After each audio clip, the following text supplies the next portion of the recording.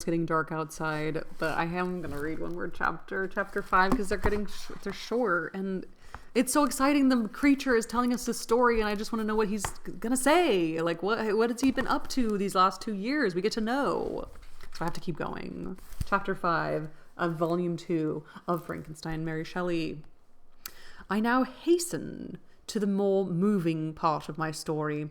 I shall relate events that impressed me with feelings which, from what I have been, have made me what I am.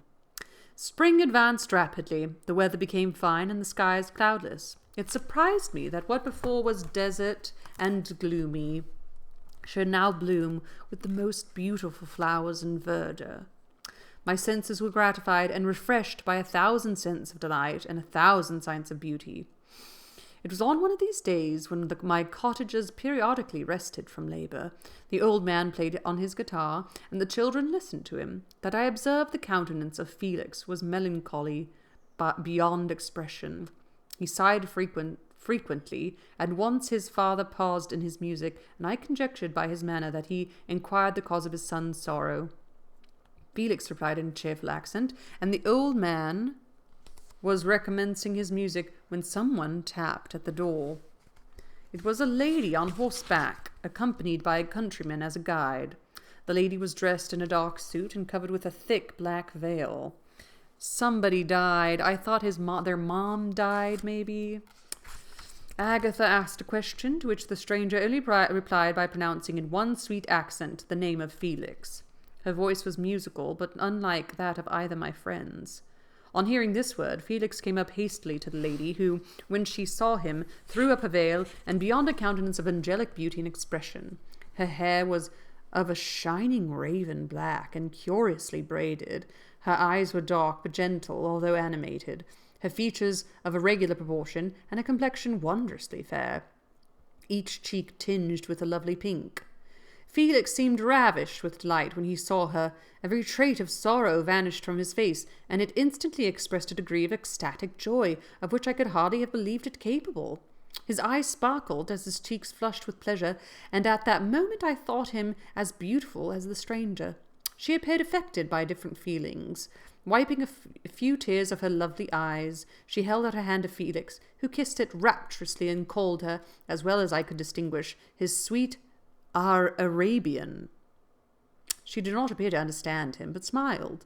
He assisted her to dismount, and dismissing her guide, conducted her into the cottage. Some conversation took place between him and his father, and the youngest stranger knelt at the old man's feet, and would have kissed his hand, but he raised her, and embraced her affectionately. I soon perceived that although the stranger uttered articulate sounds and appeared to have a language of her own, she was neither understood by nor herself understood the cottagers. They made many signs which I did not comprehend, but I saw that her presence diffused gladness through the cottage, dispelling their sorrow as the sun dissipates the morning mists. Felix seemed peculiarly happy, and with smiles of delight welcomed his Arabian. Agatha, the ever-gentle Agatha, kissed the hands of the lovely stranger, and pointing to her brother, made signs which appeared to me to mean that he has been sorrowful until she came. Some hours passed thus, while they, by their countenances, expressed joy, the cause of which I did not comprehend. Presently I found, by the frequent recurrence of some sound which the stranger repeated after them, that she was endeavouring to learn their language, and the idea instantly occurred to me that I should make use of the same instructions to the same end. The stranger learned about 20 words at the first lesson. Most of them, indeed, were those which I had before understood, but I profited by the others. As night came on, Agatha and the Arabian retired early. When they separated, Felix kissed the hand of the stranger and said, "Good night, sweet Safi." He sat up much longer, conversating with his father, and by the frequent repetition of her name, I conjectured that their lovely guest was the subject of their conversation. I ardently desired to understand them, and bent every faculty towards that purpose, but found it utterly impossible. The next morning Felix went out to his work, and after the usual occupations of Agatha were finished, the Arabian sat at the feet of the old man, taking his guitar, played some airs so entrancingly beautiful that they at once drew tears of sorrow and delight from my eyes. She sang, and her voice flowed in a rich cadence, swelling or dying away like a nightingale in the woods. When she had finished, she gave the guitar to Agatha, who at first declined it. She played a simple air, and her voice accompanied it in sweet accents. But unlike the wondrous strain of the stranger, the old man appeared enraptured and said some words which Agatha endeavoured to explain to Safie, and by which he appeared to wish to express that she bestowed on him the greatest delight by her music. The days now passed as peaceably as before, with the sole alteration that joy had taken place of sadness in the countenances of my friends. Safie was always gay and happy. She and I improved rapidly in the knowledge of language, so that in 2 months I began to comprehend most of the words uttered by my protectors. Oh. In the meanwhile, also, the black ground was covered with herbage, and the green banks interspersed with innumerable flowers, sweet to the scent and eyes, stars of pale radiance among the moonlight woods. The sun became warmer, the nights clear and balmy, and my nocturnal rambles were an extreme pleasure to me, although they were considerably shortened by the late setting and early rising of the sun, for I never ventured abroad during daylight, fearful of meeting with the same treatment I had formerly endured in the first village which I entered. My days were spent in close attention that I might more speedily master the language, and I may boast that I improved more rapidly than the Arabian, who understood very little and conversed in broken accents, whilst I comprehended and could imitate almost every word that was spoken. While I improved in speech, I also learned the science of letters, as it was taught to the stranger, and this opened before me a wide field for wonder and delight. The book from which Felix instructed Safie was Volney's Ruins of Empires. I should not have understood the purport of this book had not Felix, in reading it, given very minute explanations. He had chosen this work, he said, because the declamatory style was framed in imitation of the Eastern authors.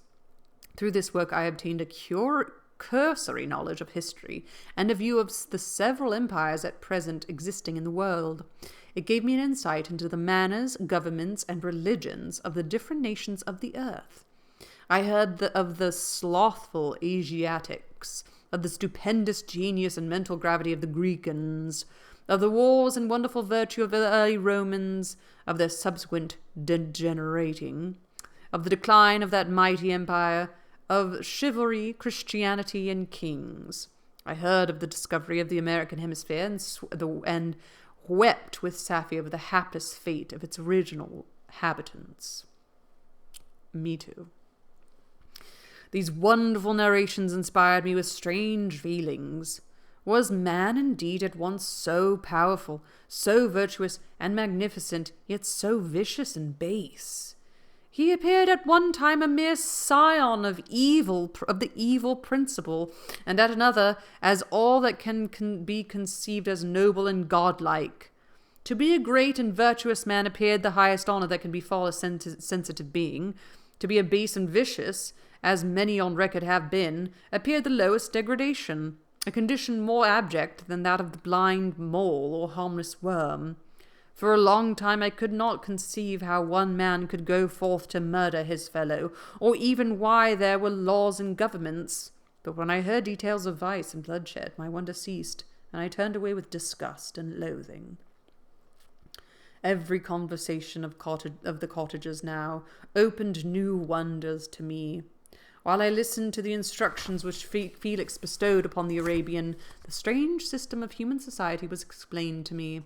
I heard of the division of property, of immense wealth and squalid poverty, of rank, descent, and noble blood.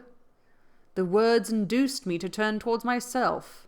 I learned that the possessions most esteemed by your fellow creatures were high and unsullied, a descent united with riches.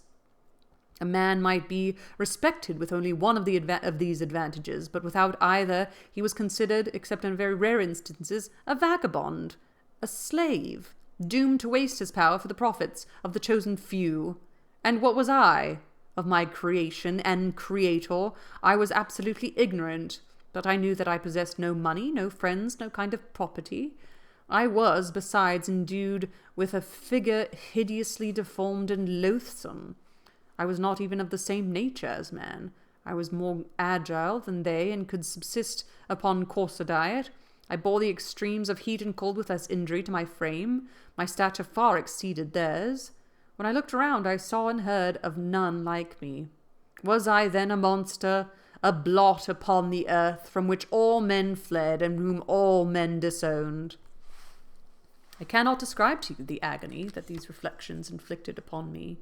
I tried to dispel them, but sorrow only increased with knowledge. Oh, that I forever remained in my native wood, nor known nor felt beyond the sensations of hunger, thirst, and heat. Of what a strange nature is knowledge! It clings to the mind when it has once seized on it like a lichen on the rock. I wished sometimes to shake off all the thought and feeling, but I learned that there was but one means to overcome the sensation of pain, and that was death, a state which I feared yet did not understand. I admired virtue and good feelings, and loved the gentle manners and amiable qualities of my cottagers, but I was shut out from intercourse with them, except through means which I obtained by stealth, when I was unseen and unknown, and which rather increased than satisfied the desire I had of becoming one of my fellows. The gentle words of Agatha and the animated smiles of the charming Arabian were not for me. The mild exhortations of the old man and the lively conversation of the love Felix were not for me. Miserable, unhappy wretch! Other lessons were impressed upon me even more deeply. I heard of the difference of sexes, and the birth and growth of children, how the father doted on the smiles of the infant and the lively sallies of the old child, how all the life and cares of the mother were wrapped up in precious charge, how the mind of youth expanded and gained knowledge of brother, sister, and all the various relationships which bind one human being to another in mutual bonds. But where were my friends and relations? No father had watched my infant days.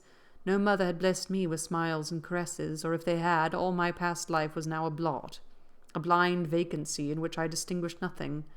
From my earliest remembrances I had been as I then was in height and proportion. I had never yet seen a being resembling me, or who could claim any intercourse with me. What was I? The question again recurred, to be answered only with groans.